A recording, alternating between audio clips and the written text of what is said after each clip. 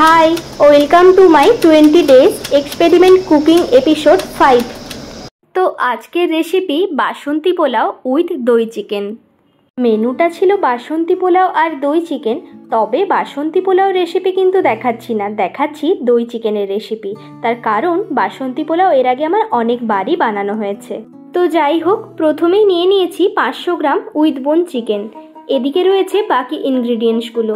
নিয়েছি ফ্যাটানো টক দই, কাঁচা লঙ্কা কুচি, পেঁয়াজ কুচি, আদা রসুন গ্রেট করা, আর নিয়েছি পোস্ত কাজু বাদাম, যেটা পরে বেটে নেব। এবার চিকেনটাকে ম্যারিনেশনের পালা। তার জন্য প্রথমেই দিয়েছি 1 চামচ পরিমাণ লবণ, 1 চামচ পরিমাণ গোলমরিচের গুঁড়ো, বেটে রাখা আদা রসুন থেকে দিয়েছি 1 চামচ পরিমাণ রসুন, 1 চামচ পরিমাণ আদা, আর কিছুটা সাদা তেল দিয়ে ভালোভাবে ম্যারিনেট করে নেব সমস্ত মশলার সঙ্গে। চিকেনটা ম্যারিনেট হয়ে গেলে রেখে দিতে হবে প্রায় 1 ঘন্টা মতো। এবার রান্নার পালা। এই রেসিপিতে চিকেনটাকে কিন্তু আগে ভেজে নিতে হবে, তো তার জন্য ম্যারিনেট করা চিকেনটাকে একে একে তেলে দিয়ে দিতে হবে।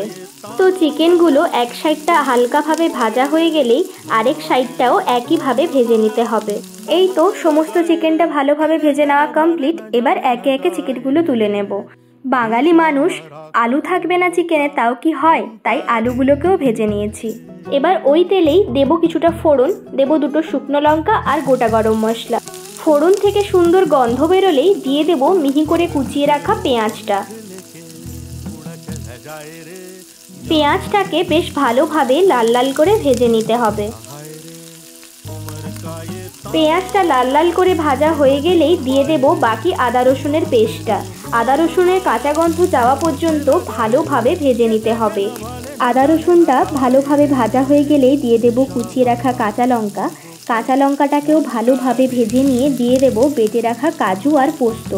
এবার এটাকেও ভালোভাবে কষিয়ে নিতে হবে। সমস্ত মশলাটা কষিয়ে নিয়ে মশলা থেকে তেল ছেড়ে এলেই দিয়ে দেব ভেজে রাখা চিকেনটা।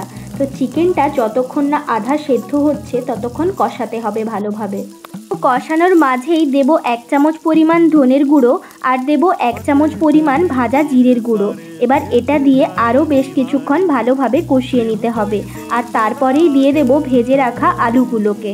এরপর ছড়িয়ে দেব 1/2 চামচ পরিমাণ কাশ্মীরি লঙ্কার গুঁড়ো আর দেব আগে থেকে ফেটিয়ে রাখা টক দই। এবার টক দইটা দিয়ে ভালোভাবে চিকেনের সঙ্গে মিশিয়ে নিতে হবে।